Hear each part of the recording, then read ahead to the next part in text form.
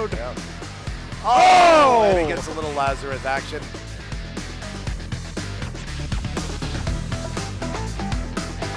Good shot. He walked away! Oh my God! Oh no! The board was on the flipper. Oh my goodness! The ball stood stood there for half a second. Oh. And then let's transfer it into another double Elway, Can someone into please? a double catapult super. Can What are we someone witnessing please, here? Clip all of this. One shot hit. Boom, Ray got it. Clark. Is it Clark? Clark got it first. What?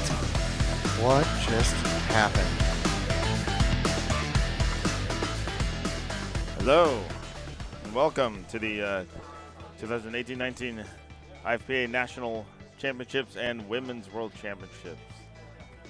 This is Carl D'Angelo. Joining me on the mic soon is Colin McAlpine and John Raplogo. And it looks like my intro had no sound. Oh well. How's everyone doing today?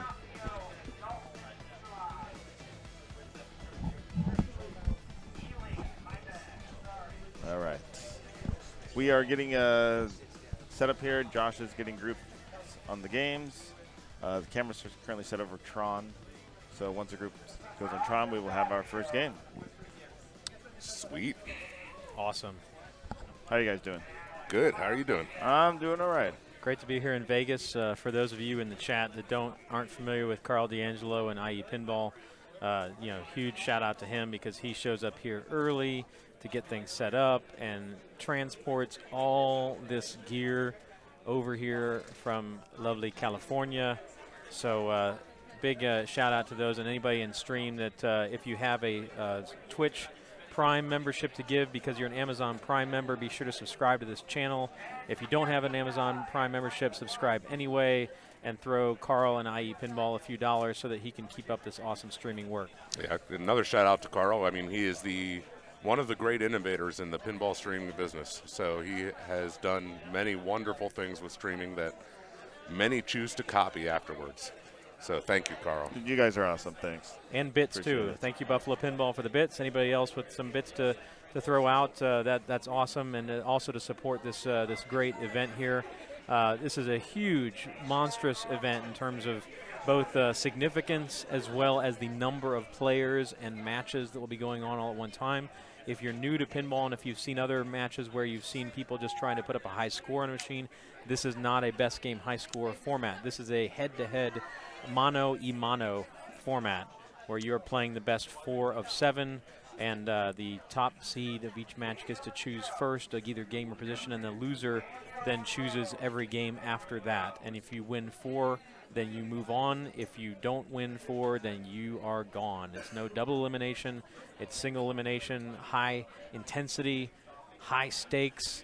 This is great. It's great for pinball, and thank you everybody for joining us this morning or this afternoon, wherever you are, or evening if you're around the world.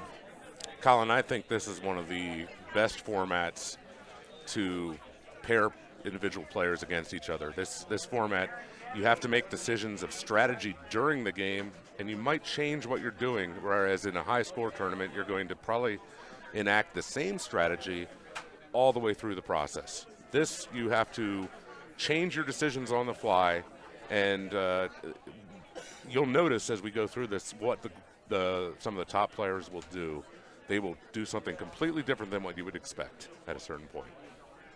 Agreed. Yep, it's a match play. That's why everybody loves match play. And every tournament, it's different. It's more difficult logistically in terms of number of games as well as the duration of the format. If you do heads-up match play or if you do 4-player match play, but match play is it's where it's at because it brings so much more dynamic aspect. Every game will be different.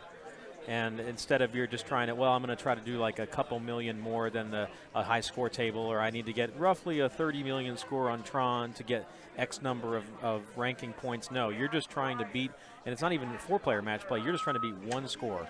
And so that's why it's also very critical in terms of play order, and you will see most players choosing to go second because that extra intelligence, that extra value of information you have of knowing exactly what you need to do, or even in balls 1 and 2, you see how far they've gone or how much progress they've made towards certain multi-ball or scoring features. So yeah, heads up, it's so much fun. It's also fun because it's single elimination, so you don't get another chance. So it's got a bracket too, just like March Madness. This is Pinball March Madness. Yeah, very much so. You have one chance, and if you don't survive your round of 7, you're done for the day, and then you're going home. Okay, so currently on Tron, they are past their practice. I wasn't watching closely enough. I think they went straight into their game. Okay. They did not practice. So this is Ed, who won the Rhode Island State Championship, and Mike Lund, who won the Utah State Championship. Gets a nice roll there into the in lane. And this is their game 1. You can see there in the information under each player how many wins they have. So it's 0-0. This is the very beginning of the tournament. And looks like Ed was not able to get a whole lot done in his first ball. And so right now, Mike is 1 light cycle from qualifying his light cycle multi-ball. Almost gets it rolled there through the gem. And he could be going for combos here. Okay, yeah, he's looking to set up his core shot. And a score for an end of the line, which would get some points. But he's also taking pot shots at that recognizer, so he might be I actually like this strategy because he's actually doing a strategy of opportunity, and he gets a fortuitous bounce through the gem, which will give him a bonus multiplier. Yes, which can get big if you've played for a long time in a ball. Essentially, your bonus X is really just highly dependent on how long you've been playing in terms of the number of features that you've scored throughout that ball. So 2.8, but he's going to end, he gets an extra 1.2 there at the end. The other interesting thing about that bonus on Tron specifically is if you have double scoring running, it will actually give you double your bonus, doubled whatever you had multiplied when you drain, if you are draining with double scoring running. Now Ed has stepped up. He's immediately plunged in. He started light cycle multi-ball. You can see all the light cycles are lit. He also has clue stacked on. Ooh, that could be over, though. That's it. That's it. Done. Wow. There's no ball save for that. That's 2 quick drains out the left, and he is taking a ride to the back of the bus.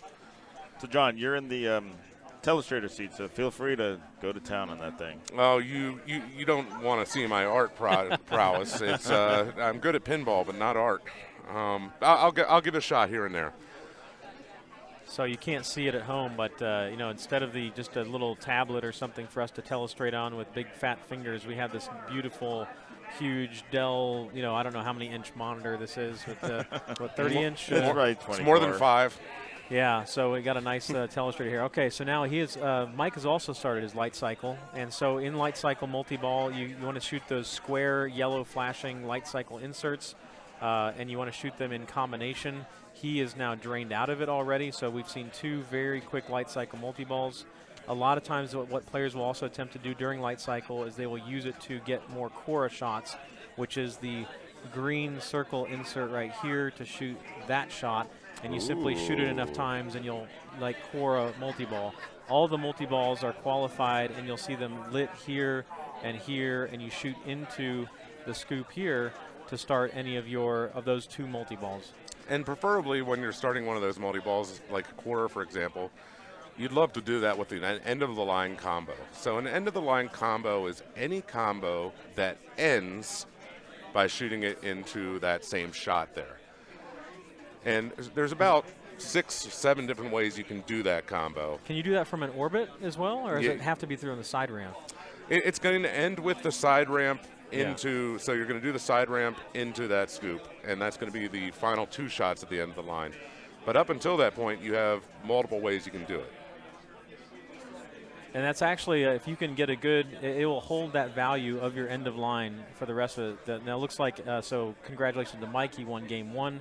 He had the most satisfying plunge in pinball, which is when you're the last player and you don't even have to play your ball 3. That plunge feels good.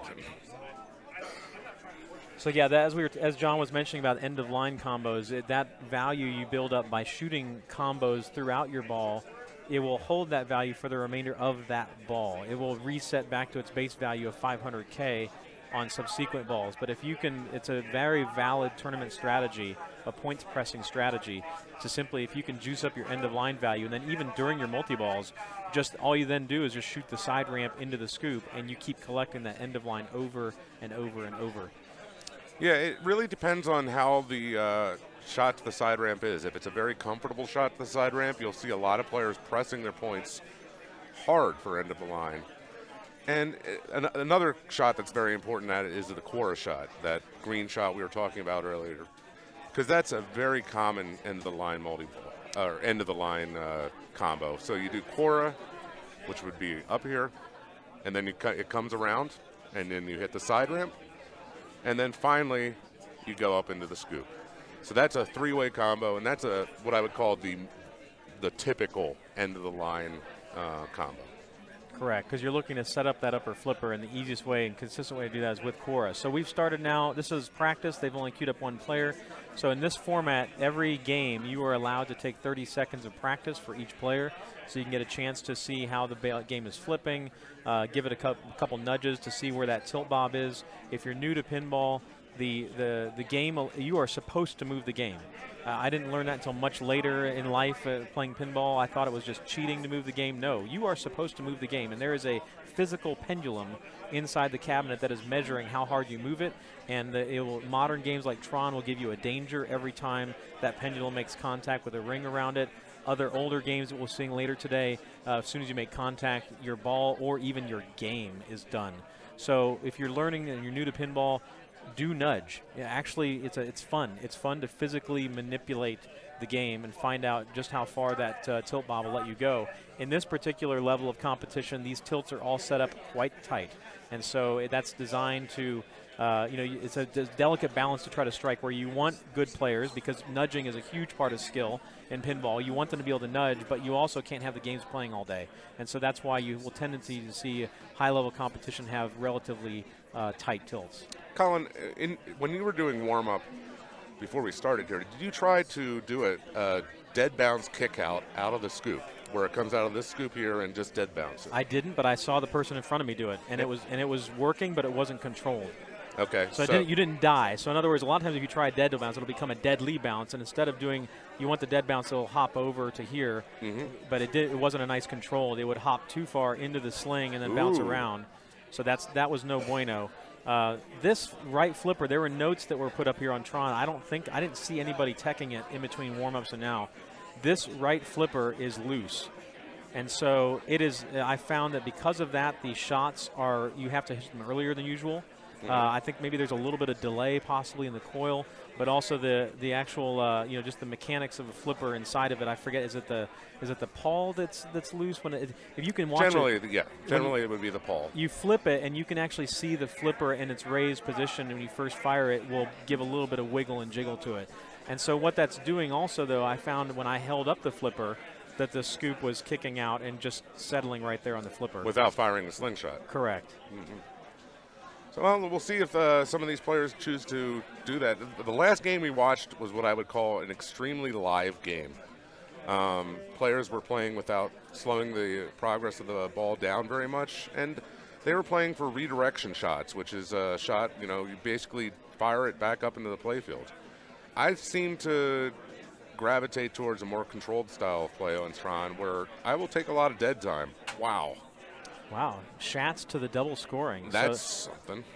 That's just an interesting way of how the ball bounces. A Schatz is when you either intentionally or unintentionally shoot the ball up through the in-lane return, and in that case, the in-lane return went all the way up into these Tron targets, and the Tron targets will give you one of 3 awards. It can give you double scoring, the yellow award. It can give you pops, super pops, or super spinner. So Sagel here, this is Sagel Frazier representing Washington and Scott Elliott representing Indiana. This is their first game. You'll see Sagel doing more of what John was referring to, where he's looking to control the ball before he shoots. And here comes the combo.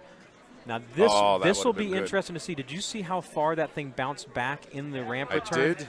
That will actually sometimes negate your ability to get an end-of-line combo because it's on a very short timer.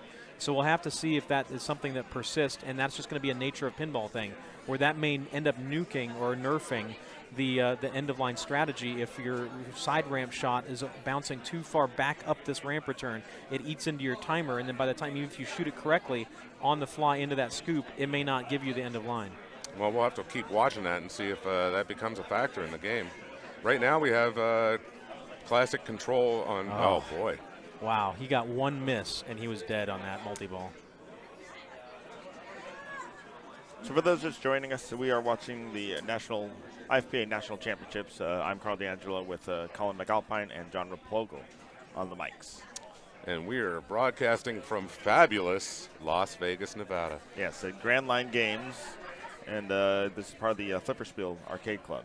They have their games here. They moved locations since last year, for those of you that watched the stream last year. Yeah, so this is, it's nicer. It's a little bit more open feel to it as far as, I'm not sure about exact square footage, but this has definitely more open field than previously. It was like in a very narrow little room, and then a kind of a lobby area that was also rather cramped out in the front.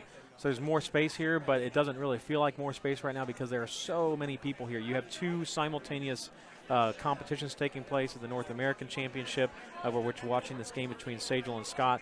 And then concurrently, we'll have the Women's IFPA World Championship taking place at the same time. Wow, so this game is playing pretty tough.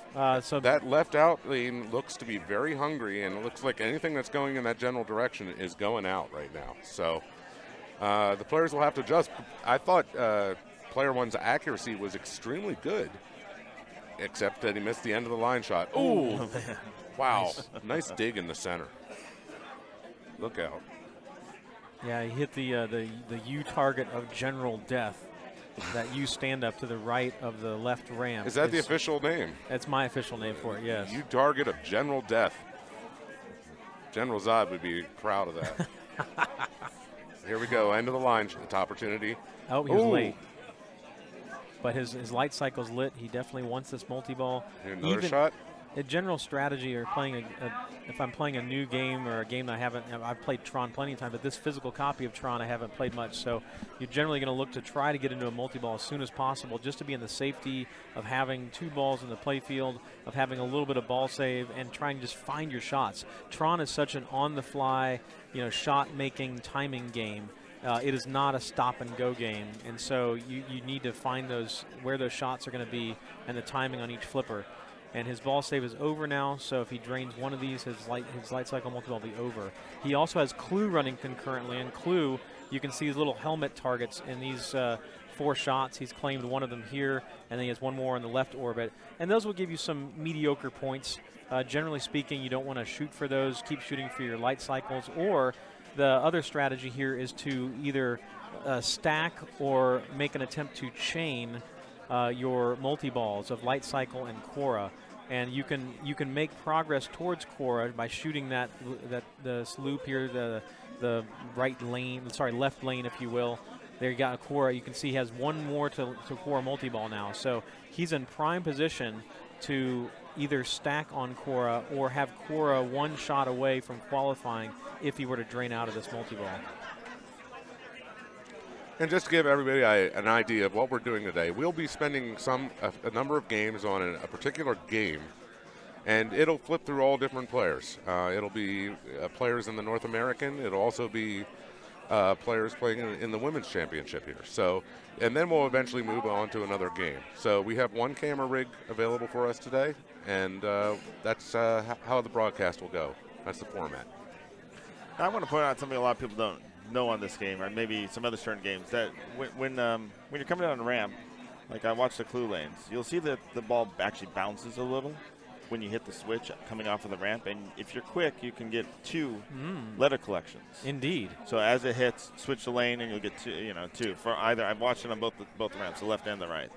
Oh, interesting. It's a little tip for if you're not paying attention. I know ACDC does that a lot too. That's something I really never really do.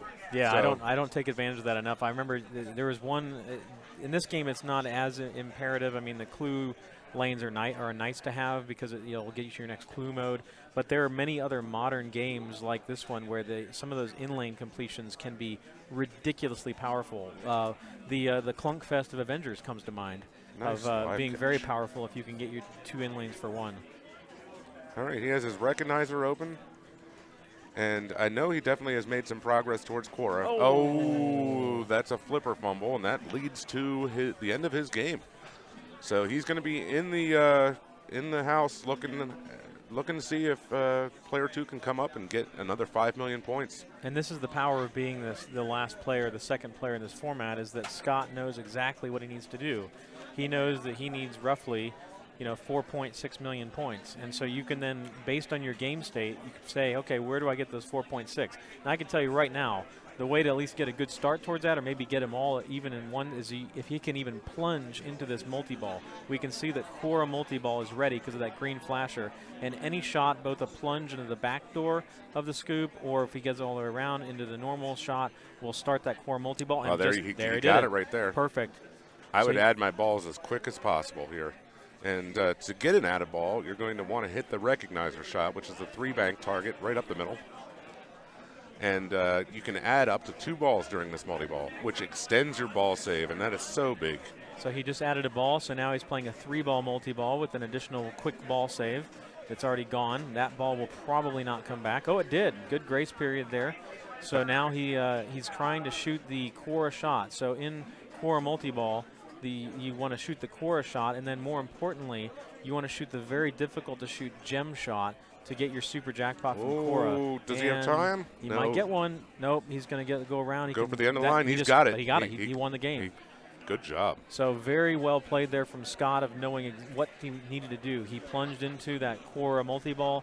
He got both the skill shot points, and he got enough points from just simply making a few shots. He didn't even need to collect the Cora super jackpot, which is from the upper flipper going into this little U-turn shot there. It's called the gem shot, and that's where you collect your Cora super jackpot. I love that look when he looked up, because he had not looked up to the scoreboard up until his ball drained.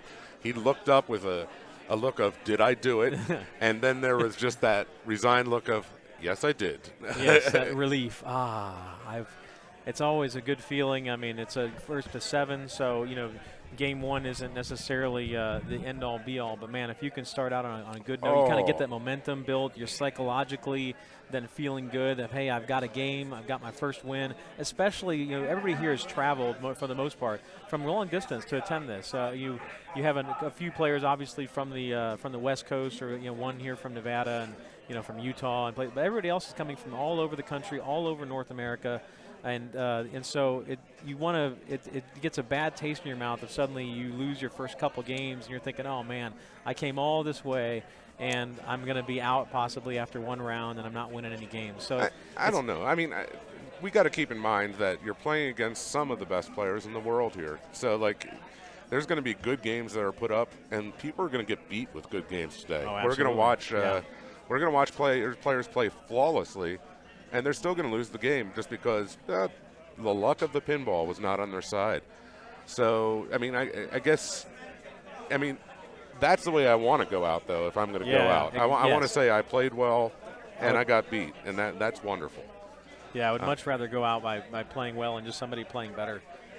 So you can see Carl out there. Carl is moving the camera rig right now to a different game. Carl is in the red shirt and with the large camera rig surrounding him.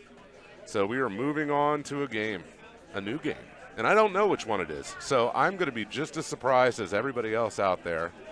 And I'm going to call it whatever it is at that given point. So we're trying to bring up the bracket here for you. All right, here we go.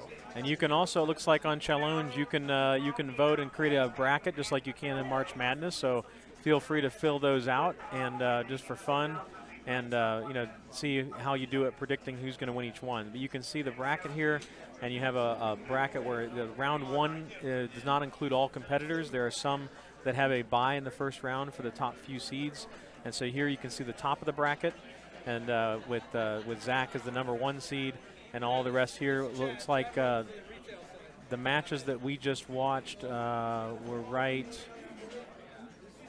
down here. So it looks like we watched Sagel and Scott. There we go. And we also watched the first match between Ed and Mike. And so you can see the brackets here updating live. Zach is doing that. And so you can go to this link here, which I'll have somebody else post in here. So this first round's probably going to take quite a while because we have a lot of different matches that are running, and we have a limited number of space and a limited number of machines to work with during the day. So just stay patient, and eventually you're going to get to see the player you're looking for, I would bet, during the day. Actually, I wanted to ask a question. I love doing this question at the beginning of a broadcast and say to the other broadcasters in the booth, do you guys have any favorites for who you would expect to win it today? Take it all down. I mean, what do you think, Colin?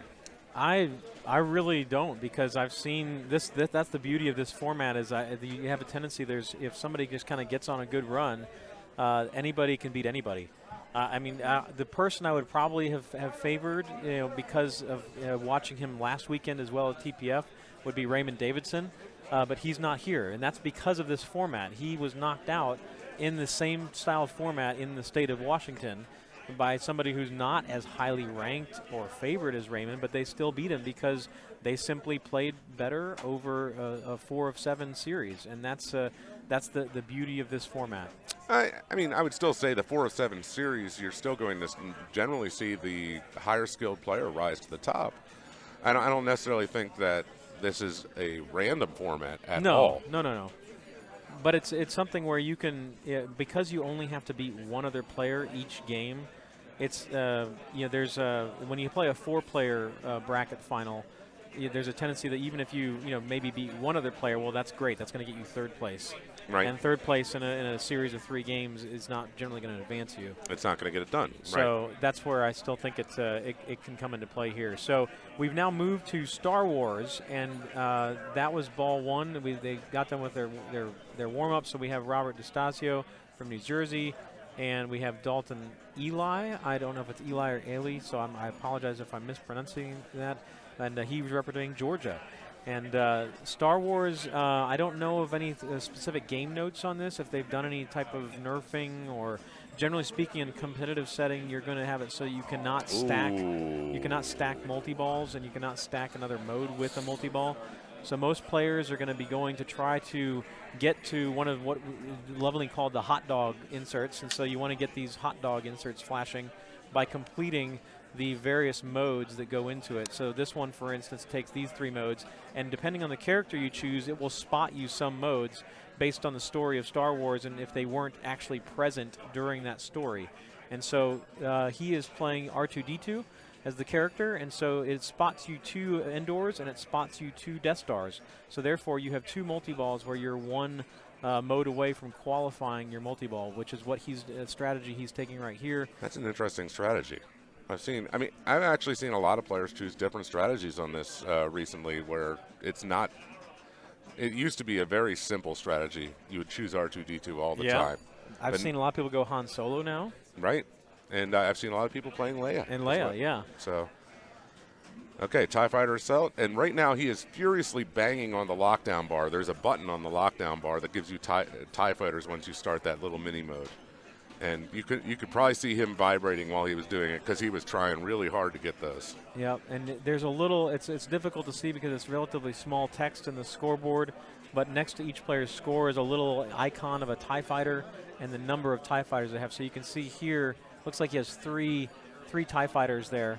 And so as you collect TIE Fighters, you then qualify TIE Fighter multi-ball.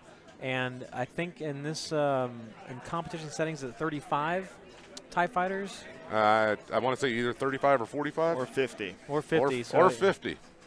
Well, it is a number that is divisible by 5, and it is more than 5. So we're good to go. Here's a TIE Fighter. Hurry up. Good call to save the ball first.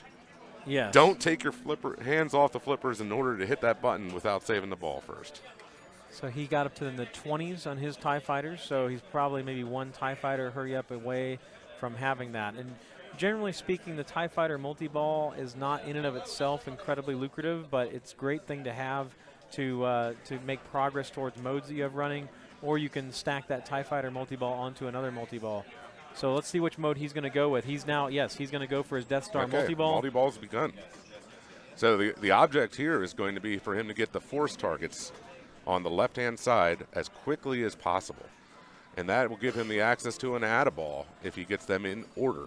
And how do you get that add-a-ball? You get that by spelling force in order, F-O-R-C-E, and then you can hold the lockdown bar button in order to give yourself an add-a-ball. It'll glow in an orange color, which is sort of cool that it changes colors. It is, and just for note, you that it's not hitting the lockdown bar button, but you actually have to press and hold it once you have it qualified.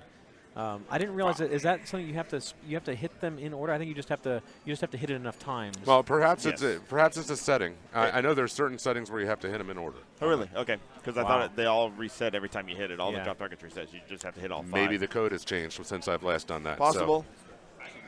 What, you had a baby or something like that, John? Yeah, we had a wonderful little girl, and the rust is thick on John. So, as you saw, the ball saves have been dramatically reduced. That was a pretty big move, and so he got 2 dangers for that. It's difficult to tell, but I'm just based on how long that danger was flashing, I think he got both his dangers. So anytime he makes another big move, he will immediately tilt this ball. Well, he's on ball 3, so he needs to make some progress here. This is his opportunity. And gosh, that's the end of the game. It looks like Star Wars is playing pretty mean. So 75 million takes down a game of Star Wars, which, look, you're going to say, oh, I've gotten higher than that in arcade play. This is match play. This is a completely different beast. You know, it doesn't matter where they put up 5 million or 100 million. You just got to beat that score. Yes, sir. And so the strategies all change. And so this is an interesting one because this is a game where you get to select an award, from a set of awards on your plunge for your skill shot. And as brought up in the chat, it was a little bit different. I was kind of surprised he didn't go for his 5 TIE fighters. So depending upon the character and depending upon the ball that you're on, you may be able to choose, spotting a certain number of TIE fighters, which would have gotten him really close to his TIE Fighter multi-ball. And when you're only having to catch 50 million, or catch 75, right. TIE Fighter multi-ball is a very valid strategy to simply get in a TIE Fighter multi-ball, hit a few multiplied jackpots on TIE Fighter, absolutely, and you're done. I personally am not a huge fan of Star Wars in competition play just because the playfield multipliers get what I would call out of control. I don't think it's a bad game. It's a beautiful game. The shots are actually very pleasant to hit. Yeah. But the actual coding for it, for expert level play, like an amateur cannot walk up to Star Wars generally and beat an expert player. Correct. And I think the mark of a great pinball machine is where an amateur can walk up and beat an expert player on the very first time they play the machine. Not likely, but possible.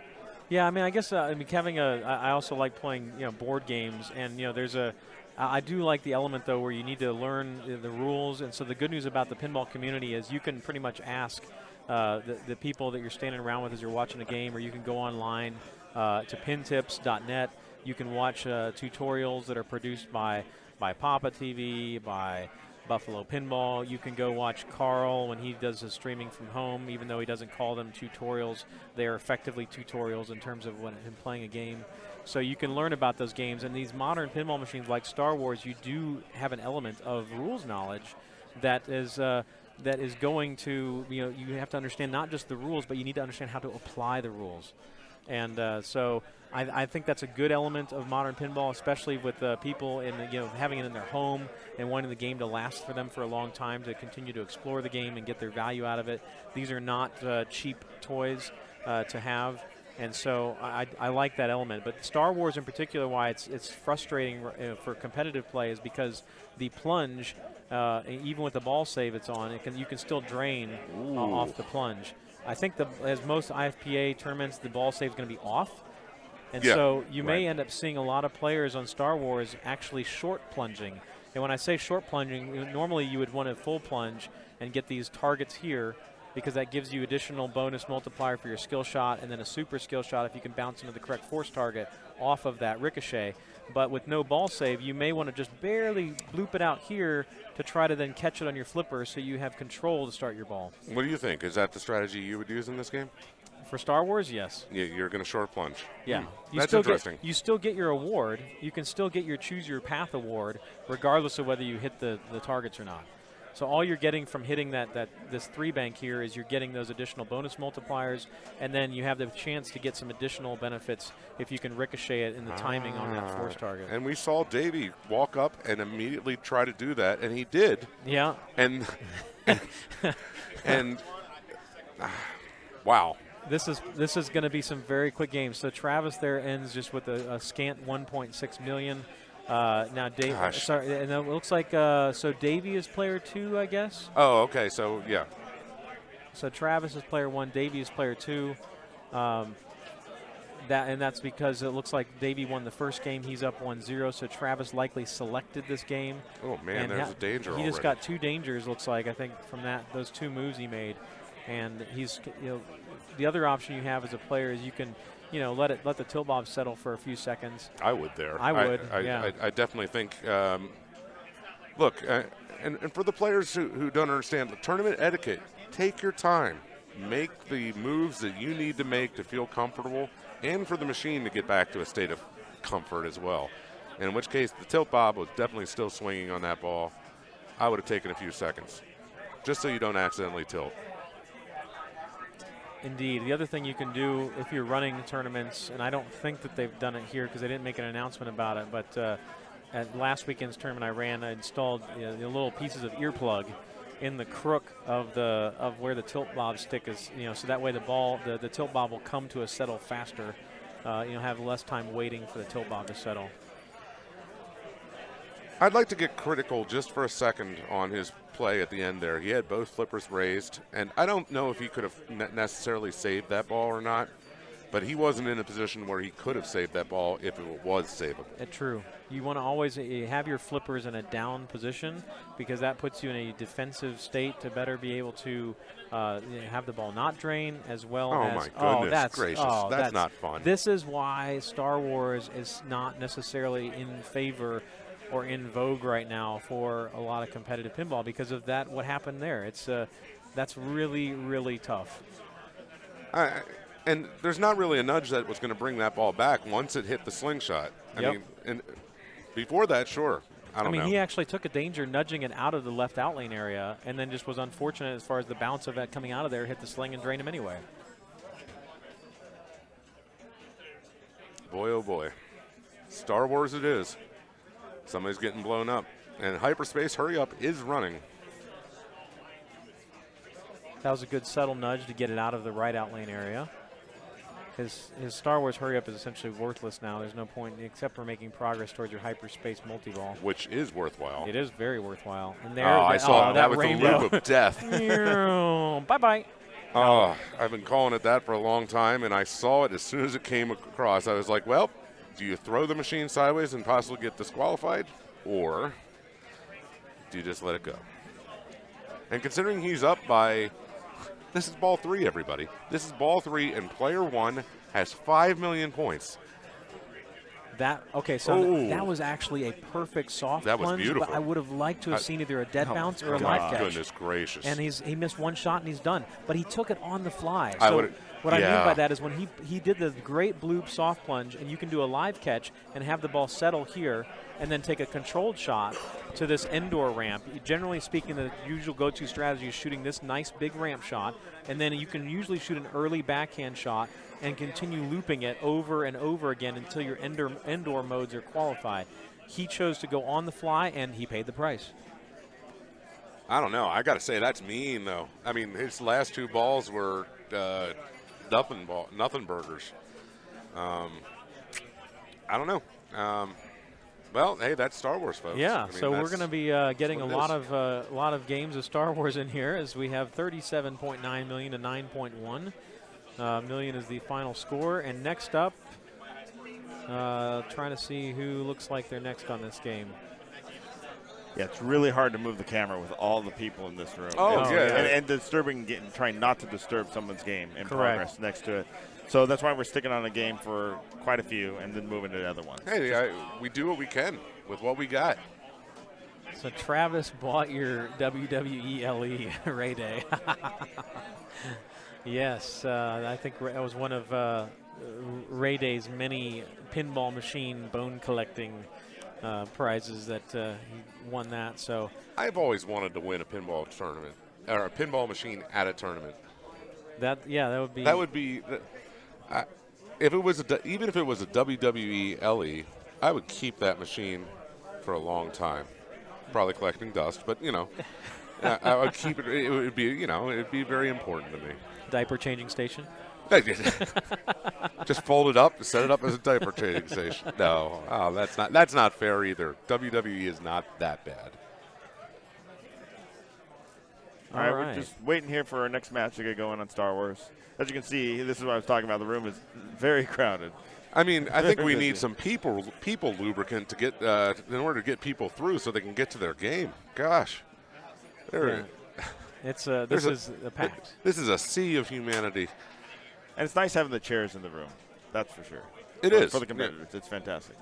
But it's a little tight. And this space that you can see here, this is the extent of the space in this area. There's a little bit of space behind us, kind of a behind the counter space where they have a bunch of old school classic video games and some controllers, and they have a small fridge where they're selling the drinks from. But this is it. So you can see this is not a big space to be holding a pin. The good news is there is a balcony area out in this strip mall. It's a 2-floor strip mall, and we are in the 2nd floor.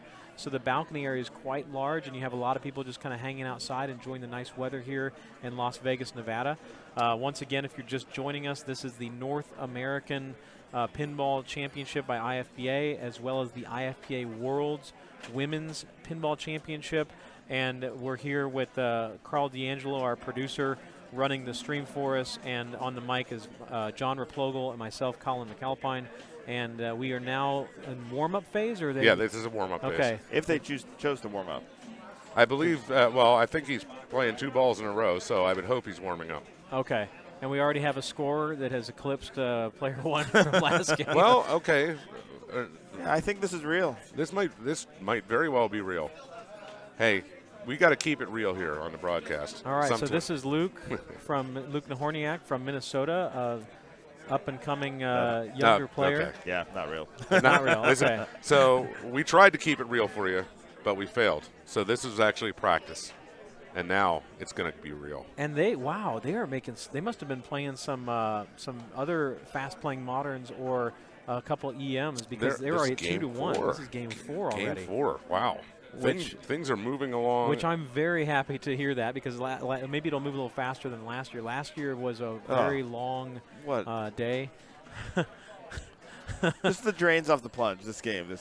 But yeah, it's unfortunate. I wish it were trying to strike the balance. I don't like what I'm seeing here on Star Wars as far as how easily it's draining, but I do like seeing a nice fast place to the tournament, because this is such a long day for those players that do end up advancing for a long way. You can choose to wait. So as you select, if you were the top seed in the first game or you lost the prior game and you choose game, you do not have to pick a game that is open or available. You can pick whatever game you've wanted. You worked so hard to get here over the course of the year, and so you can, if there's a queue of 8 matches deep on Star Wars, you can choose to be the 9th match. And that is end of ball 1 for Luke. That one was for real. And he ended right about the same, too. Yeah. Right about 40. All right, let's see if Steve can step up, and let's see what strategy he chooses to go for. All-important plunge. He's going to select his light Death Star missions, which is a classic start here for Luke. Ooh, I don't see a lot of people playing as Luke. That's I'm not sure if he knows something I don't as far as Luke. I know all this valid strategies on the other 3, but Luke is usually not as selected. Interestingly, and he also chose to go with the Tatooine mission. And, well, that's the end of that. Wow. These outlanes are hungry. My goodness, somebody better go out to In-N-Out Burger and get these outlanes some food, because they're hungry. This is a drain buffet here in Las Vegas.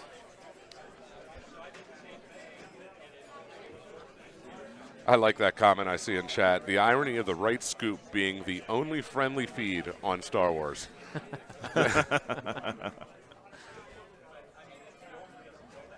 All right, so Luke is now good. You got to see there, he did nice control. He's backhanding. He's going to start an indoor mission or a Death Star. He's going to start both. Interesting choice.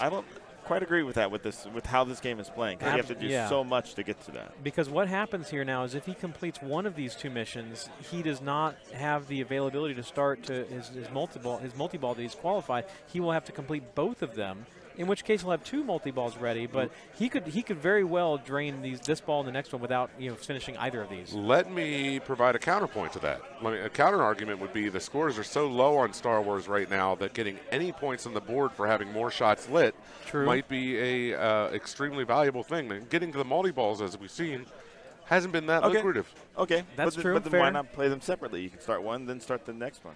Just because more shots lit, yeah, true. I mean, I'm not saying I completely agree with it, but if you want me to play devil's advocate to that just a little bit, I'm willing to go with that. So here we are on ball 3, less than a minute in, and that was a wow. He's not going to be happy with that. So that was ball. I'm sorry, that was ball 2. Excuse me. Was it? No. That was ball 3. That's it. Well, that was an interesting double plunge. And then okay, well, the game was over. The game was over anyway. So, and the other thing that a player, generally speaking, in tournament and competitive league protocol is when you get to your final ball, the last player, and you've beaten all the other players, and the actual score itself isn't getting compared across other games. Usually, you plunge that away. You may see some players in this format because there was really very little practice time at the beginning. They may choose to actually play their third ball, at least to get a few more flips in if they didn't get a chance to find all the shots. That's fine as long as the tournament director chooses not to move you along, That's which true. they have the option to do in order to save time, because they can say, look, you had your 30 seconds of warm up before the game. You can move it along because we have a big tournament to do here today, and we have to move it along. So. That's going to be up to Josh at the end of the day, Josh and Zach, and they're going to make the decision they make, which, knowing them, they're generally hands-off. They let things take their course. And it looks like we're moving the camera rig. So I see Carl moving down the aisle past Sorcerer and Paragon. We'll see which game he's going to select here. I didn't hear him mention which one he was going to pick. I did not hear him mention it. So you can see the other games there. That I can tell you there's to the right of Star Wars, you have Sorcerer, then Paragon, then a Game of Thrones, then a Star Trek Stern LE. To the right of that is a Black Rose. And finally at the very end of the hall there is Iron Man. Carl continues to move along down. Hey, we're moving on down, folks. It looks like we're headed at Black Rose. Are we going to continue going? Looks like we're going to see some Iron Man. That's what it looks like to me. So, Colin, have you been playing a lot of pinball recently? In fact, last weekend I was playing a lot of pinball and also running a so at the Texas Pinball Festival. Yeah, that was a softball question, by the way. I knew the answer to that. Yeah, I appreciate that. So, yes, we had tell us about it. The Texas Pinball Festival, like the Pin Masters that takes place later here this weekend, is on the Stern Pro circuit. And so a lot of people come to play in that, as well as just to go to that show because it's a huge festival. It's one of the biggest and best in the country and the world. And so you have a lot of people coming there. We had over 400 pinball machines in the main hall. That's awesome. And also a whole ton of classic video games and pinball or themes of pinball celebrities that people could meet. And the tournament itself, we had a main tournament with 160 players. Signed up for that, and we had a waiting list of over 100 more players that also wanted to play, and then a classics tournament, and then we also had a women's tournament that ran on Sunday. That was the very first time we ran that. We had 64 women and girls playing in that, and that was a very good event. Lots of positive feedback on that, plus 2 kids tournaments, a kids tournament and a parent-child tournament. Nice. So it was a chock full of tournaments. Texas Pinball Festival is one of the shows that I've been meaning to get to for a couple of years because I've heard such amazing things about it, and I really hope that my time will free up where I can actually come down and hopefully play in it as well. So was 160 was your capped maximum amount of players that you could have for the tournament? That's correct, in the main tournament. And in fact, we saw Jane there last week playing in TPF. So In fact, there's a whole number of people that I saw last weekend and I've seen this morning. Some people that made the trip, and then because you wrapped up on Sunday there, they just decided to make a whole long extended week of it and coming over to Vegas from Texas directly in some cases. So Jane is now player 1 here against Holly, and Jane has started the Ironmonger multi-ball. I don't think it's raised yet again. Yeah, there it is. There's the 3 million points. She got the super jackpot. Nice. That's big okay, points. So she'd already made it all the way through the first She cleared phase. it out, right? And in the grace period, got 3 million points, as you saw from That the was delayed clutch. DMD. That was a really clutch play, just to do that, because that's so hard to do when you only have one shot left, and she made that count. And Indeed. 3 million points is nothing to sneeze at on an Ironman either. And that's the whole, generally your whole goal of why you play the Ironmonger multi-ball is because you want that 3 million fixed jackpot cash in. It doesn't adjust at all. And no matter how many times you play it, it'll always be 3 million. And it can be a chore and a dangerous to get there because this Ironmonger toy will pop up and raise in the middle of the playfield, and you have to hit him enough times to spell out Monger across here just to start your multi-ball, and then you have to essentially rinse and repeat and do that again during the multi-ball while 3 balls or 2 balls are flying around, and then collect that super jackpot up the middle there for that 3 million points. I wonder what she was aiming at in that last shot. If she was going for the ramp, she missed a little bit to the left, which caused a instant ricochet down the middle, that's one of those saves that's almost impossible to make on Ironman just because of the speed at which it happens. So interestingly enough, Holly did not move her skill shot over, but she needs she knows what she needs. Oh, She there's needs danger. to have a good ball here. Yeah. You can go the bogey route. Didn't quite make it up the ramp, and the way you can do bogey scoring if you don't want to play Ironman multi-ball. There's that same drain. That same drain and a tilt. So that match is going to be even up at 1 apiece. Correct. So Holly is the 11th seed. Jane is the 22nd seed in the Women's World Championship that is taking place here concurrently with the IFPA North American Championship Series championship. And that is all 1-all. So now because because Holly lost that game in this format, she will have the choice. She can either choose what game that she and Jane are going to play on next, or she can choose to go second and allow Jane to pick the next game.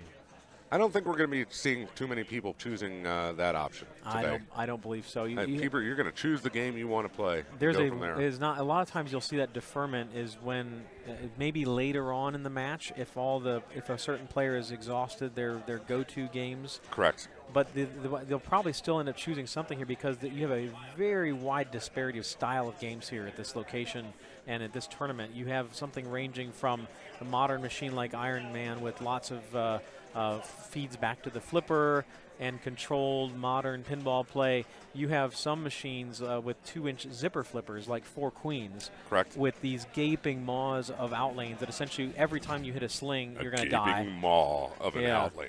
And that sounds like some villain, Colin. Yeah, well, the 4 Queens can be quite villainous.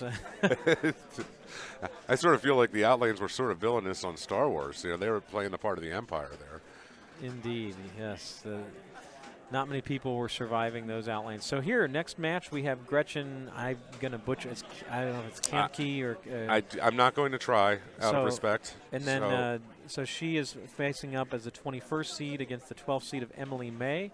And Emily is ahead in this match. You can see 1-0. Thank you to Carl Software that provides that update right there in front of you as the viewer to be able to see exactly what the match status is.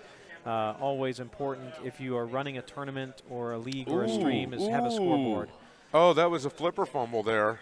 And that was okay. They already did their warm up, or they're choosing. Yeah, not this to do is for warm-up. real.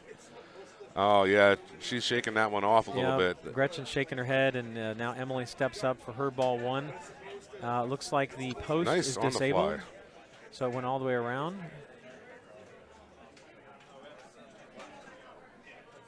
I tend to play Iron Man aggressively, like I'm chopping down a tree.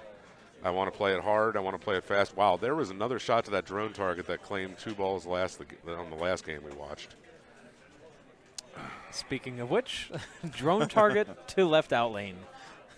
I tend to play Iron Man a little bit differently than a lot of players. I actually will start by, after I gain control of the ball in the beginning, I will be shooting for the center spinner. rather than the outside spinners. Interesting. And- Wow. Okay. And the reason I do that is because I want to be making progress towards my drone multi-ball. And often I will graze a drone target while I'm going through that center spinner. True. And I think it's really important to not forget your progress on those other things. And you're going to say, why do you do that, John? Why do you do that, John? And I can guess, but I want to hear you say it. In match play against some of the best players in the world, there's a more than statistically insignificant chance that somebody is going to make it to do or die. And I want to be ready to come catch them if they do. And what do or die is if you get all the 5 inserts in the center of the playfield here, I'll circle them here. If you get those 5 inserts lit by accomplishing those goals during the ball, you get a mode where you can score 35 million points for one single shot, or possibly more. Which is a complete game changer. Yeah, so that changes the entire makeup of the game. So I want to be in a progress that I can chase down a monster game. So that's why I start that way. The other, I thought you were actually going to say something different. So the other, as we've seen, in both for Emily and for Gretchen, that typically, even though you can also die off those center top drone targets, it's much easier to die off of these targets that you bounce because they're closer back to your flippers. So you're going to have a quicker reaction time to save it. Now, what Gretchen has done here, she has started the Ironmonger multi-ball, so she raised that toy and she spelled out Monger. She needs to shoot one of those spinners again to re-raise the Monger toy from the center, and she is going for the center. Now, John, if you're in this multi-ball, do you go for the center or do you go for the sides? Whichever is available. Yeah. So unfortunately, that is the end of that multi-ball for her. She was unable to re-raise it during multi-ball, and she's back to square one for that multi-ball. And I thought she got a little bit ripped off in that multi-ball because the first ball that drained on her, I thought the ball save was not very far out of grace period. So I thought she was getting that ball back, but it did not come back for her. There's a center shot. Yep. So the other thing that sometimes gets overlooked and can be valuable on these Ironmonger shots is, depending on how each physical copy is set up, is whether you get lots of spins from the spinner. And that spinner can grow in value and can increase the value of your next orbit or center shot to not insignificant values, because Iron Man scores tend to be quite low in match play. I've watched a player during match play get the Iron Man fast scoring mode, and then proceed to do nothing except shoot spinners. And they ended up, at the end of that fast scoring mode, they did so well in the spinners, they got 40 million points on that mode. That was Lyman Sheets. He was just chain shooting the orbits. And there's that drone death. Yeah, but she was going for whiplash because she has whiplash lit. I know. Well, I know what you mean by the drone death, yeah. But death by drone. I mean, the game is designed. Tony Stark would not be proud of death by drone. Okay, there's a nice shot to the orbit and a whiplash. Very, very nice live combo there.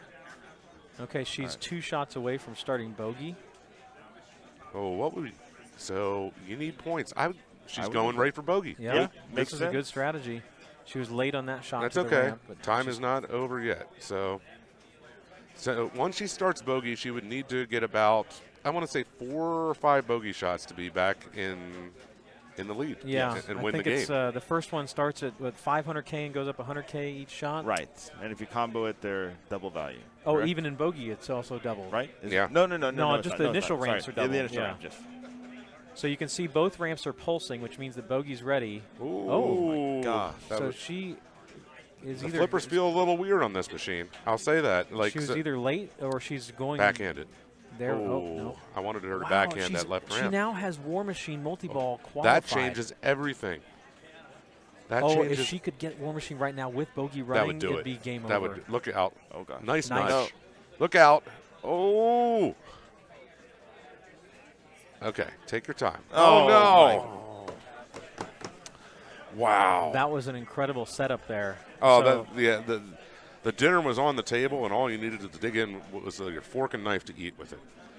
And so what we were talking about there is on these modern games, including Iron Man and others, is the feature called stacking, where you can have one mode running or one and then stack on a multi-ball on top of it or a different mode on top of it. So she had started her bogey, which is started by hitting initially on 4 of these ramps to qualify it. The 5th ramp shot will get you there.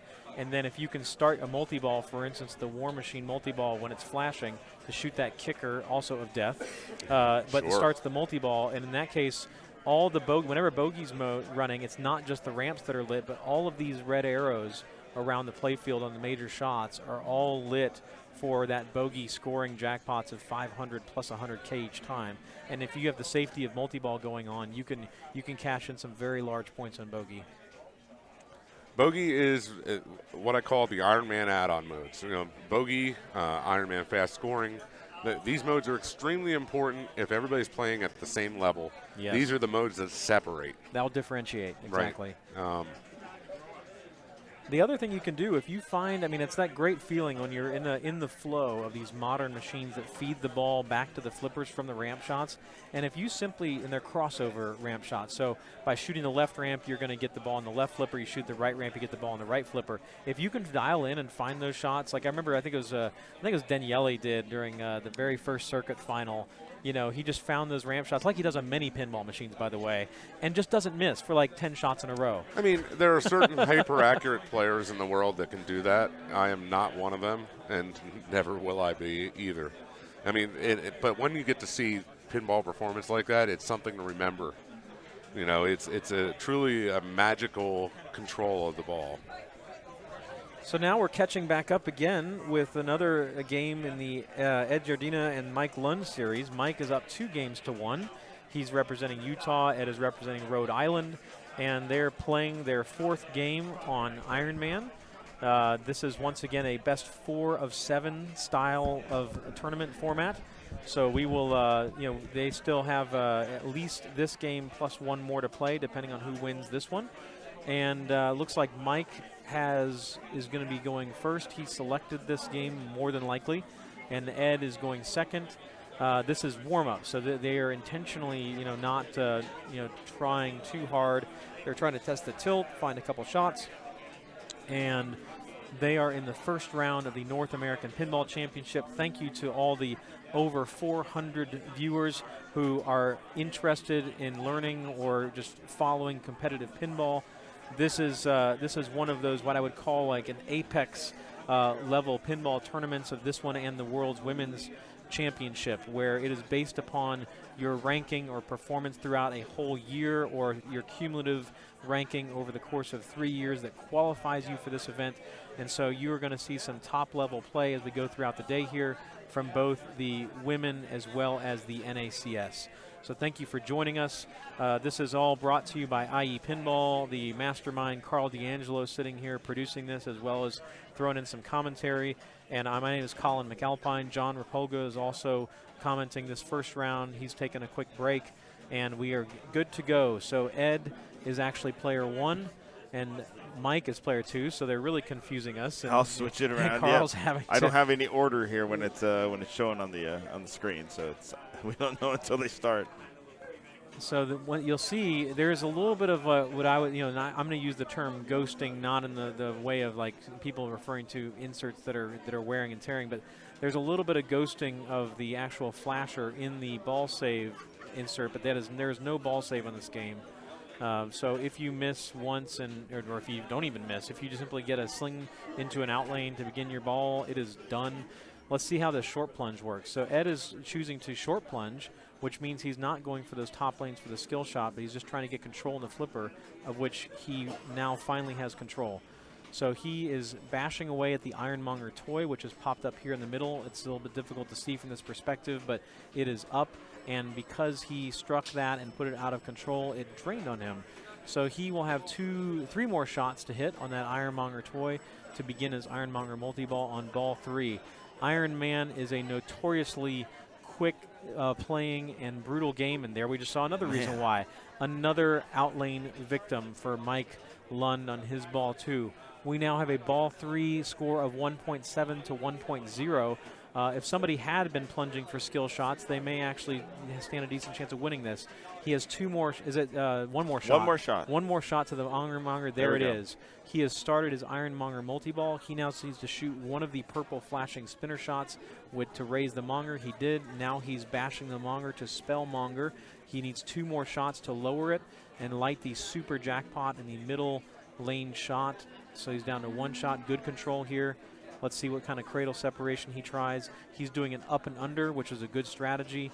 He still has 1 ball in control, and he's still trying to get, he actually goes on the fly, trying to hit that center purple shot that's lit up here for 3 million points, which is a very big score on Ironman. There it is, 3 million super jackpot for the Ironmonger multi-ball. Very good play from Ed. He now has a total score of approaching 8 million points, and let's see where he goes next.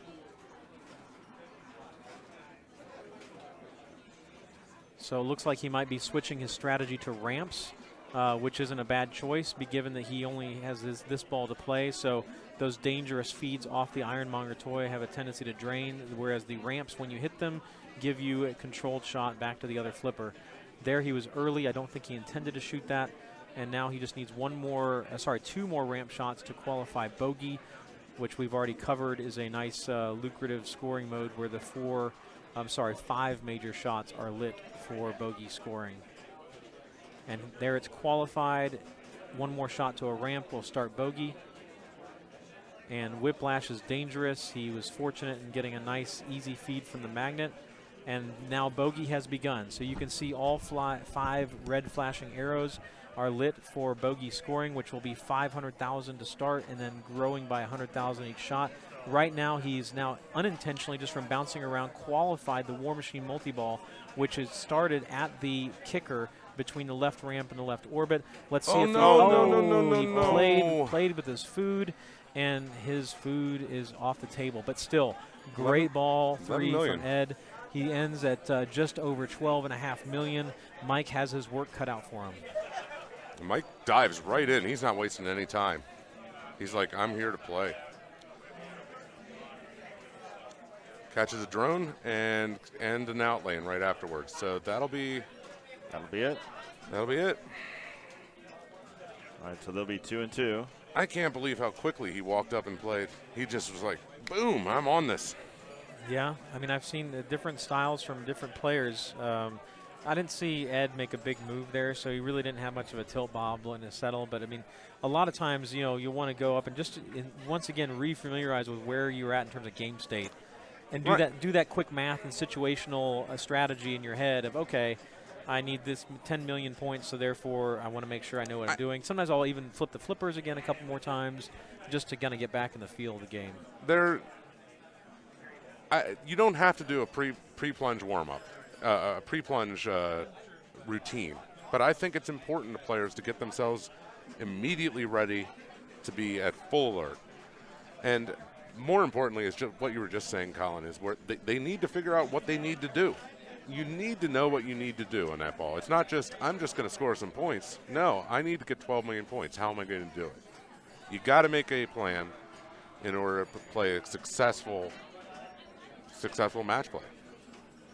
All right, and speaking of match play, we are diving right into the next match. We have Mark Gunter representing Arkansas, and he lives there in that state. It's a relatively small pinball scene, and nope, they're warming up still. Or no, they're not. Okay, he was thinking, I'm guessing he thought maybe there'd be a ball save, because he kind of had that look of, okay, is my ball kicking back out? I thought they were warming up just because he was ready to keep plunging. So yeah, I don't think they're warming up, but we'll find out in just a second. Kari made a nice shot there right to the whiplash, and a nudge off that. That was interesting. Kari nudged that so it would come back out somewhere more pleasant. Oh, and that look that she just had, that side eye. Okay, they are warming up, so this is still warm up. They fired up 2 players just so they could have enough balls to plunge and warm up, and they are not playing out of turn. There she is testing out. That was a great move that she does here. You can do this on Ironman as well as many other machines where you have a rail that goes along the right orbit, and so, or the left orbit you can do it on, and you want it to, and it comes off that rail, the tendency oftentimes is to hit the top of the sling and then go out here, or hit the sling and fire out of control. And instead, if you can give a shove to the left on the right side of the cabinet, you get the ball to come off of that rail, and you want it to come to your right flipper. So you then have the choice of you can do a control move of a live catch or a dead bounce, or shoot it on the fly at some profitable shot, as opposed to the ball being out of control in the slings.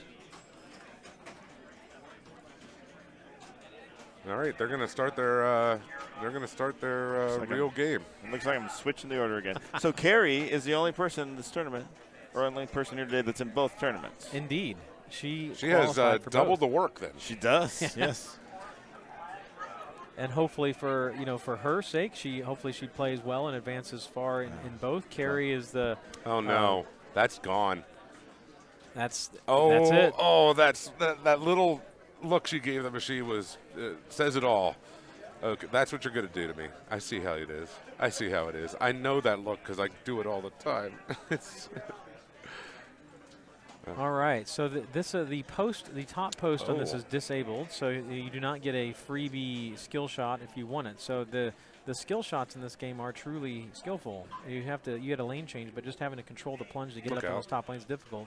And now he is hitting orbits, trying to get Monger letters to be able to raise the Monger. And he did not get, he drained. I would like to say both players, I think, had an opportunity to perform a outlane shake on this game where they might have had an opportunity to save the ball. And I didn't see either of them go for it. Yeah, I would, especially early on in a game, early on in each ball, your bonus really isn't worth much. Right. So you might as well, you can't take those dangers with you. Tilting is trying. Absolutely. I love that phrase. I have a shirt that has that on there. Didn't wear it this tournament, but it's a good reminder to myself. Kari has switched gears here, and she's beautiful shot. Very nice. She's in bogey mode now, and she's also achieved 3 million points by getting there, because she did it as part of a combo. So let's see if she can get back in control and make some rower ramps. There's one, 500,000.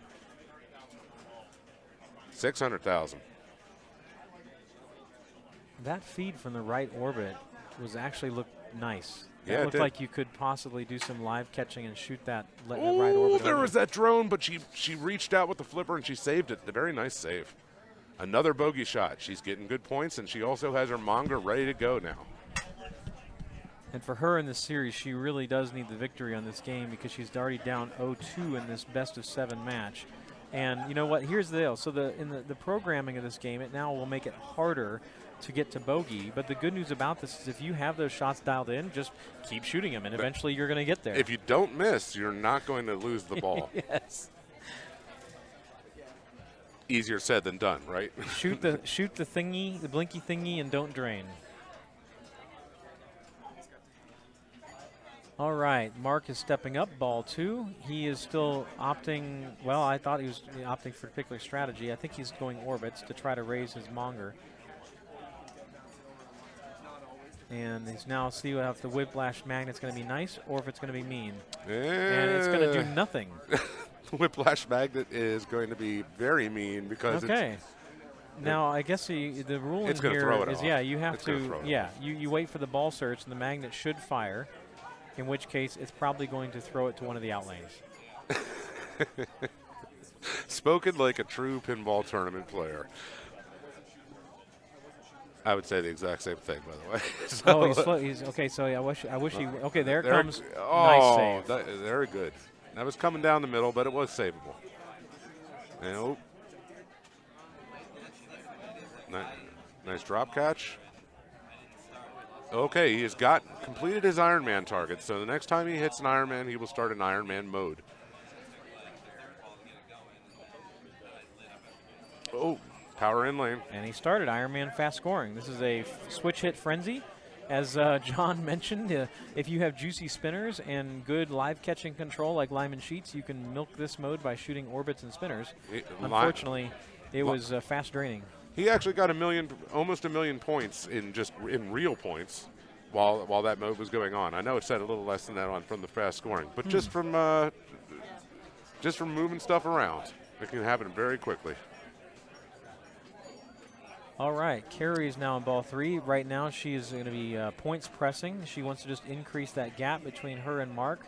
She knows that Mark is still has Ironmonger multi-ball. Nice in the tank. save. Only one danger? Nice. Good. Oh, and a little nice control flip there. I like that too. Yep, she flicked. It was what happened was the ball was rolling off the flipper. She gave it just a little bit of a flick to get it to settle back down to a cradle. She's letting the tilt bob settle, and now she's going back to work. She got a fortuitous in lane off the Ironmonger, and she, oh, there's a danger. So that's danger number 2. Okay. She's going to really want to bring this multi-ball in. 2 more shots. Just got to survive 1 more. And let's see if she goes off this corner of the Monger toy, which has less tendency to get grabbed by the magnet. 1 more shot. 1 more shot. She is the, oh, she's got it. There we go. Right in the center. Dead center. Here she goes. She's going to try to pad her lead now and hopefully get a 3 million point super jackpot during this mode. One way or the other, she's getting points, which is really important, as we've seen a lot of low scores on Iron Man as well today. Yeah, you can't ignore also just the nature of shooting the Monger toy. You're going to get 250K for every shot to him during multi-balls. You make progress towards that 3 million. So you get $1.5 million just from getting your Monger letters. Is it 250 or is it 100? It's 250. 250, okay. For during multi-ball. It's not enough points that I advocate when you're down to 1 ball that you shoot for it. Let's put it that way. Yeah. No, during single ball play, I think it's actually dependent upon how many spinners you had before it. She gets her super. That's big. She's now closing in on 15 million points. It's going to be a tough road to climb for Mark based on where he's at in his situational of his game to make up that difference. But it can be done. All you need is 1 ball, and you can close anything. But Kari is still going in Ironmonger, and now it becomes she has the Monger toy back up again. And you can simply get another. Look out! Nope. Oh, she was out of dangers. That was a good choice because she's going to get probably $1 million. Oh, she didn't have a bonus multiplier. Really? Okay, so I'm $500,000 surprised. points. And given that she knew, she had a good situational awareness. She knew she'd already consumed both of her dangers, and if she gave it any type of big move, she was going to lose that $500,000 or whatever points that she had in the bank on bonus. Yeah, I mean, I'd say she's in a very good position to win this game. So Mark has his choice. He can go bogey, which is ready, or he can go That's what he's Monger. trying. Interesting. I think I would start the Monger here, because you're not going to get it on just bogey. Well, I would, given the gap he needs to close, I would actually get Monger 1 away. I would start bogey on the right ramp and then start Monger. I agree with you 100%. Uh-oh. That's gone. So that was a tough thing to read on the left out lane. Yeah, that's Iron Man is there's different. Every different pinball machine has some different physics and the positioning of the post, as well as the style of rubber that are used on the post that can really change how the ball bounces over in the out lane. Sure. And so you have to learn each pin as well as each physical copy to understand what type of nudge is needed to get the ball to get the heck out of there, for one, and then if it's not getting out of there, to try to get it to go into the in lane. Generally speaking, what a lot of people don't realize is that, and it's taught by many tutorials given out there, is that you want to simply upward nudge around the out lane areas to get more up and down motion. The side-to-side motion is what's going to generally kill you. Right. Go to the out lane, and if you can get up and down motion, it's usually then going to go in the in lane or get all the way out of there and back to the center of the play field. Bowen always says, don't let it choose. When it goes to the out lane, you have a choice. The ball's going to choose whether it wants to go down the in lane or the out lane. And Bowen says, don't let it choose. Yep. And I've been like, that's such a wonderful thought process. Just get it away. Go away. Somewhere else. I mean, sometimes you put it somewhere else and it drains on you. That's going to happen. But overall, make it go away. For my sons, and for when I was teaching them how to play pinball, and also anybody new to pinball at league or tournaments or just casually, the thing that I try to give a kind of a paradigm shift in terms of how they approach a game is I ask them in a game like Iron Man, I'll say, how many flippers do you have here? And they'll say, well, there's 2 flippers. And I say, actually, figuratively, you have 4 flippers. And to me, I like to think of those, any outlane post rubbers that you have are just like flippers in terms of you have an ability through your physics of being able to nudge the machine to treat those just like flippers and get the ball out of those areas. And so I'm trying to teach people that, hey, don't become passive when the ball goes over in those areas. You still want to be active. You want to be giving upward nudges, just like you would give an upward nudge to try to get a dead bounce off of a flipper. All right, so we are now moving to Paragon. So we are going to completely change gears. We have moved from a 2007 or 2008 Stern machine back to a 1979 Bally game. And you're going to see something different. So the rules of Paragon are completely different than what you've seen for some of these other games. This is a single ball game. There's no multi-balls involved. This is a bonus heavy game. Bonus is very important in Paragon. Also, there's no dangers in Paragon. If you trigger the tilt mechanism, your ball is over. And very important, because this is a bonus heavy game, you lose that bonus. So we're going to see something completely different on this. So you're not going to be no multi-ball to go for, right? I mean, now it's time to go for single play. Here also, we should point out before you see something weird. Players are playing as players 1 and players 3. Player 2 will be the plunge off. And you're saying, why do you do that, John? Why do you do that, John? Why would you play players 1 and 3? That's confusing to me. Well, it's not confusing to tournament players. There's something called a tilt-through in pinball, where sometimes a player will tilt the machine and it tilts the next player's ball, and that results in disqualifications.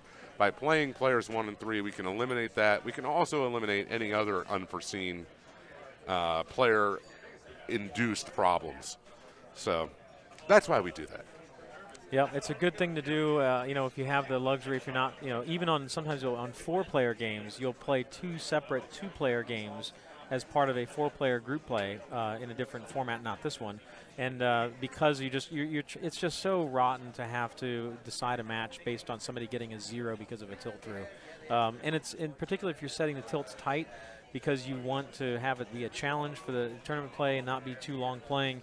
If you do a big tilt move on a straight down the middle drain on these early Ballies, generally speaking, it will tilt through. And the same thing for early Gottliebs. Like I know Jeannie is notorious for doing a tilt through. Oh gosh! Look at that, she got Tracy got it out of the not like this zone.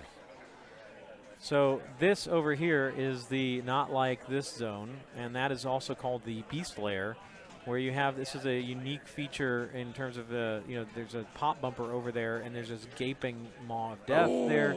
But this is a one-way gate that will allow the ball to come back to your left flipper, and it will not allow the ball, if you happen to control it on the left flipper, it will not allow it to go back that way into the drain, which is a nice. Unless you're playing in California State Championships, where for whatever reason they removed that gate.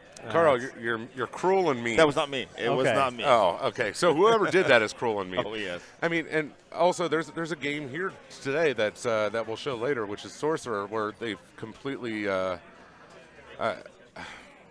abused the game and made it not what it normally is. We'll talk about that when we get to Sorcerer later. Yeah.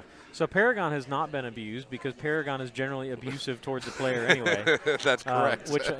Removing that gate on this, there are some early Ballies where removing that gate actually is not necessarily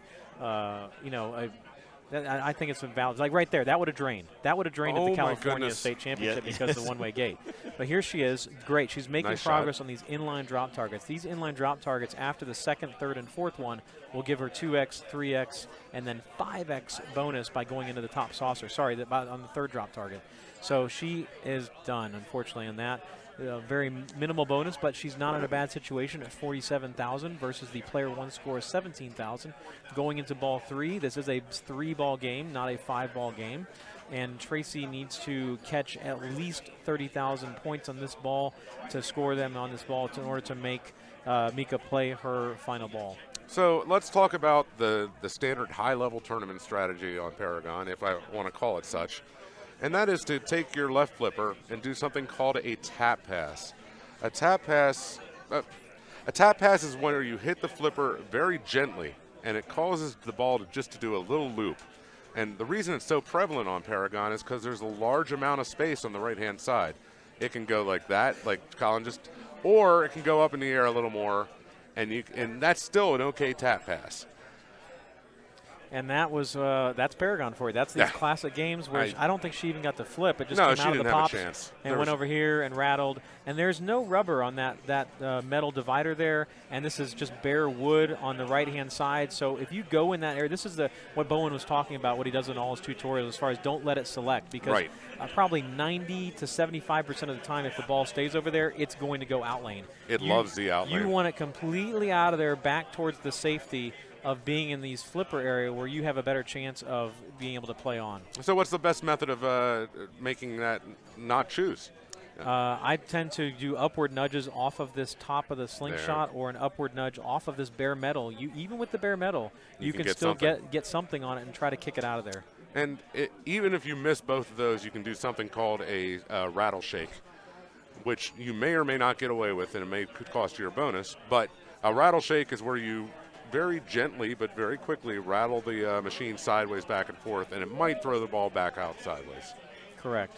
And so it's all, once again, it's come down to situational game awareness. If you are early in your ball, or if you've done the math and realize you don't have enough to catch the score that you need to get, then rattle away, because the worst thing you're going to do is lose anyway. Right. So, I mean, what's the worst thing that'll happen? You tilt the ball and you lose. Oh, if you did nothing, you were going to lose. So why not try? Exactly. Trying is how these players, though, got here today, I got to say. Correct. So a lot of these players are used to trying stuff. And so Holly and Jane, they are tied at 2 games apiece. They're coming into Paragon. And this is going to be their practice because there's only 2 players started.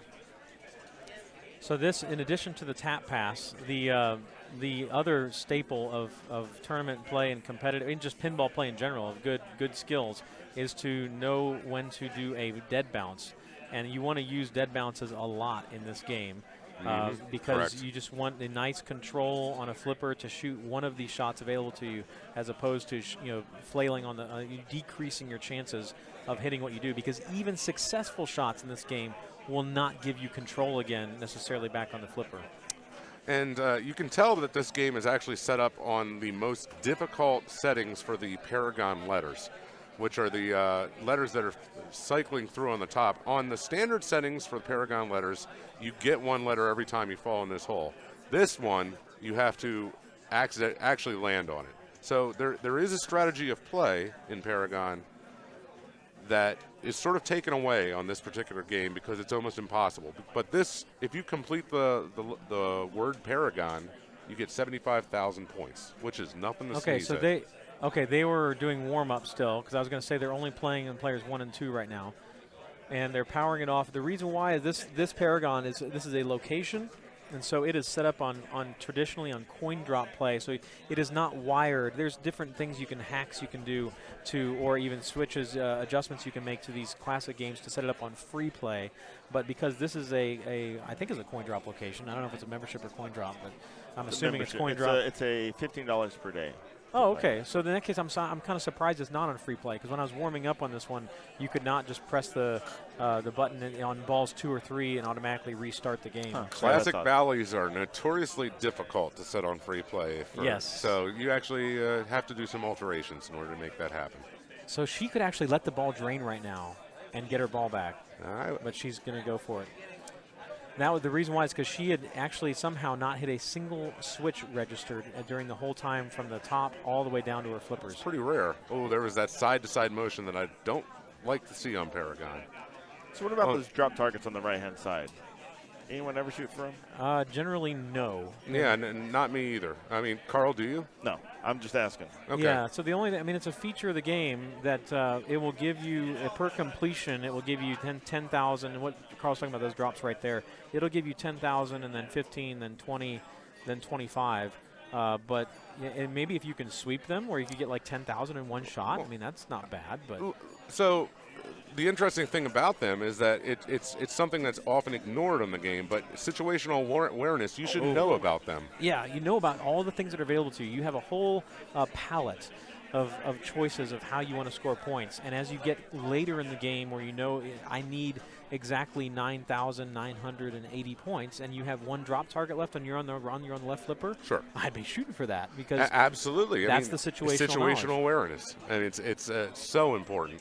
So there was a beast layer victim, the not like this layer where the pop bumper, it was not just a simple drain, but it was I'm going to shove this in your face drain from the pop bumper into that. I got to say, at least that was respectful. It didn't play with its food. It killed you quick.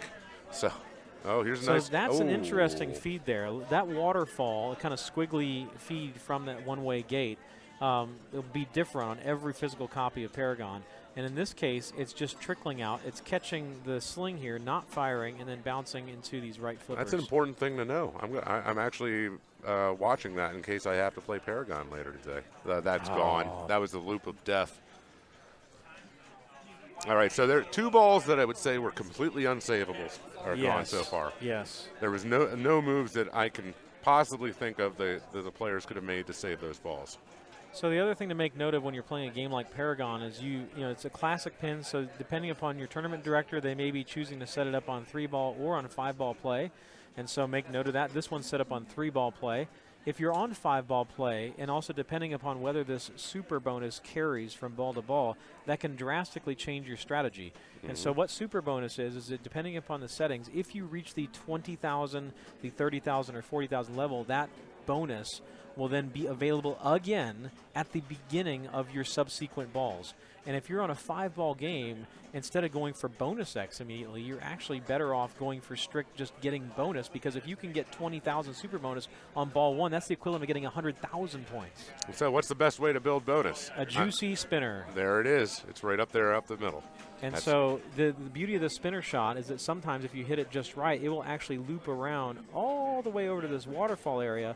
And depending upon this feed, if it's controllable, you can go back and do it again. Yeah, and watching that feed that we saw on the last ball, I'm starting to think, what do we have here? We have an opportunity for abuse. Yeah, that spinner, though, is not looking as juicy as I'd like it to be to try that strategy. Exactly, yeah. So it's better, in my opinion, to go for the drops and get your 2 advanced bonus that way. You're getting the same value you would from a solid spinner shot on this particular pair. Okay, so that was some solid points. Holly put up some good points on that. She now has 56,000. And Jane is walking up, and she will be player 3. And this ball that she's plunging now is for real.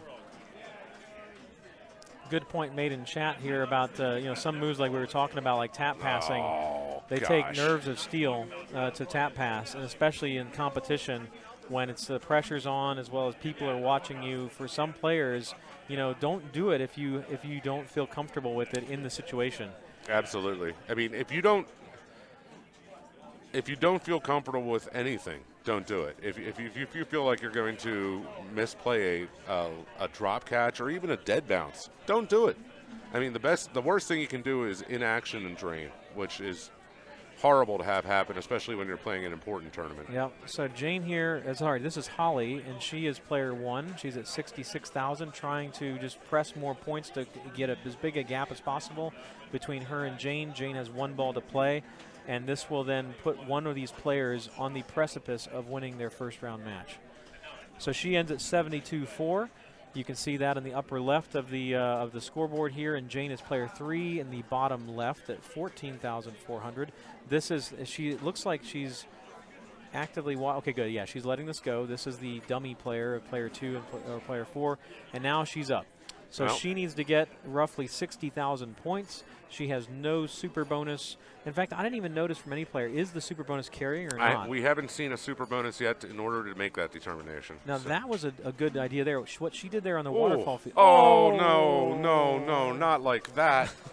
Okay, so we got to talk about that now. I was hoping we would not have to talk about that today. Yeah, we have to talk about it. So covering up that area on this IFPA scoreboard score sheet is the double flipper of death, a scissor flippering, and so there is no biff bar there to protect you. If you hold up the right flipper, both of them will be actuated in this position, creating this big area where the ball can also drain. So it adds not just the down the middle drain, the right out lane, the beast layer, but a 4th mechanism by which you can lose your ball. I would also like to mention that is one of the most that is one of those drains that you go back and when you're doing your post-op about a tournament, that's one of those ones you want back. That's one of those ones like I know it's there. I know that strain's there, but I wish I could have that ball back and not do that mistake. And we've all done it. We have. We've I've done all it. done it. I've done it at the at the highest level of of competition, and it's frustrating. But you know what? That's why Paragon is such a what people would call probably a classic, go-to game in a lot of classes, because there's many different ways to play the game. It requires a very different skill set. Look at that beautiful tap pass. That was nice. So it requires a different skill set than modern machines and even many other classic pins. And it's when I first started playing Paragon, I was fearful of it. But you really, once you start getting used to it, you come to enjoy the challenge. Paragon is one of my favorite pins because it's so mean. Yes. I tend to come back to the pins that brutalize me the most in life, and I treasure them. So we are here in fabulous Las Vegas. We're in Las Vegas. So what's the place called? This place is called Grand Line Games. Nevada. So it's not, even though on the map it shows up as Flipperspiel Underground, this is now the name of the location for anybody who's in Las Vegas or visiting Las Vegas. If you want to come play a good collection of well-maintained pins set on free play for a pay by the hour, pay for entry fee. This is called Grand Line Games. So it's right there in front of me. I just didn't bother to look. So Grand Line Games. This is in the northern Las Vegas area. So you just take a Uber or Lyft here, or if you have a rental car, make the drive. Come on by and support this location. We want to do all we can to support location pinball all around the country, all around the globe. So if you're in Las Vegas, come here. There's also a Pinball Hall of Fame, but I think most people know about this. Not everybody knows about Grand Line Games, so we want to get the word out there and also thank them for hosting these two tournaments today, as well as the Pin Masters that are going to be taking place for the rest of the weekend. Thank you guys very much. We appreciate it. All right, so David Barber and Luc Chabanol. I'm not going to try again. I apologize. I don't want to do it. So Luc is representing the District of Columbia. Ooh, I'm sorry, David is representing the District of Columbia, and Luc is representing Saskatchewan. That was a nice live tap pass. Good dead bounce. And he got the shot you were talking about earlier. He got that spinner through the waterfall. He did. Now, it did, but look at his bonus only went up to like maybe 2 or on the precipice of 3. Yeah. This game, similar to some other early Bally's, it has what it's called like a progressive lights spinner. So it is never lit for 1,000 a spin or something greater value. It's simply the number of rotations will progress you along these playfield lights, and when you finally get past the top playfield light, you will advance 1 bonus value. Which just seems like not enough in this situation. In this situation with this spinner, yes. The other Paragons with the juicier spinner, it can be well worth it. That being said, he is actually putting up quite a few points on ball 1, and it's a good no tilt because he will have 9,000 bonus points that he'll get from that. Oh, that was times 2. Yep, so a good 55,000 start. He is wearing headphones, so a question in the chat of why do people wear headphones? And I would say a variety of reasons. I am not a headphone wearer. John, are you a headphone wearer when you play pinball? Absolutely not.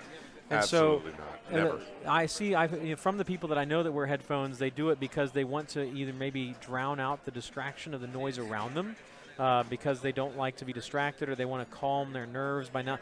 Pinball machines, especially modern machines, have sound effects designed to get you more nervous than a hurry-up is playing, and so the headphones can be for that. It may also be because they just like to rock out to a particular jam, or maybe they like to listen to classical music or opera while they play pinball. Who knows? I don't like it because I love the full experience of pinball, and that includes not just the physical nature of what's going on in the playfield. I like the sounds. I like the how it gets my heart racing when certain things are going on. I like to know when I've gotten a tilt warning on modern games when the audio cues tell me what's going on in the game. The only really good reason I'll say for wearing headphones, if you are able to control your own emotions completely during it, which, I mean, who is? But if you are able to control it, is to block out some extraneous noise that might happen from another player in a tournament who might be making a loud noise or something. So there was a great dead bounce. So that was an excellent skill move where he did not flip at the ball, and then he did another excellent skill move with a tap pass. So both Luc and David have shown that they can tap pass on this machine. Once again, we're seeing high-level play here at the North American nice Pinball Championship. He's made his next There won't be a next. No. That was the end of that ball. But he had 2 drop targets down to these inline drop targets. And you don't start getting bonus X progress until the 3rd drop target, the 4th, and then finally the saucer for bonus X. However, you do get 1 bonus advance for each time you hit a drop target. So that is something. It's true. And in fact, depending on settings, I think it may even offer 2 bonus advances per Oh, is drop that correct? target. I wasn't paying attention to which one this one's set to. So he only needs 2 more letters for Paragon up there. Wow. Which is, it's still chance though, because it's just rotating through. Waterfall feed. He's choosing a nice little interesting kind of hybrid flip there to get it into control on the left Oh, flipper. look at Bounce. good. Nice nudge, and he's still in play. Oh. He just earned himself an extra ball there, John. Nothing wrong with playing an extra ball when you earn it legally. Oh, he had to flip away because it was just about to roll off the tip. I would have dead bounced that. Yeah. Oh, and he's did an interesting strategy there of actually flipping with the mini upper flipper. A lot of people will choose to use that to direct the ball safely down to the lower flippers. He only needs the P. He has everything except the P up there for Paragon. And that's can be big. It will 75. not. And also it'll so also the drop targets, the inline drops are spotting letters in Paragon. Letters for Paragon. And so he had just lit in flashing in the Paragon saucer, I believe, for a special, and special if it's set to points is 50,000 points. Wow. All right, that's a quality game. So there's going to be a 80,000 point deficit to overcome here, and let's see if it can be done. I'm not sure he can do that. It's tough. It's been playing tough this game so far. He's up to 5,000 bonus, and No, didn't even get a chance. No, that didn't even get a chance. Paragon said what Paragon says, which is goodbye. And that is goodbye, unfortunately, for Luke in the match because David was already up 3-1. Yeah. So congratulations to David Yeah, Barber. congratulations, He David. has advanced to the 2nd round, and let's see who will he be facing. Let's get the mouse here and look over the 1st round. David Barber. I'm going to be facing him. So I will be facing David for the. I guess the seeds got juggled around a little bit. I guess maybe some people didn't show up. Yeah, it's a big tournament. Or weren't here because right. there were some different seedings going into it. But I'll look forward to starting my match with David here shortly. Well, the other matches we have completed so far, it looks like Daniel Rohn has advanced against Joe Anthus, and Daniel will be facing the winner of Luke and Steve. Let's see if anybody else has finished yet. Don't have any other ones. Oh, one at the top. Garrison Garza there we go. Vanquished Dwayne Smith, and he will play against Zach Sharp in round 2. That's earning the privilege. Yes, yeah. The rest of them are all still going.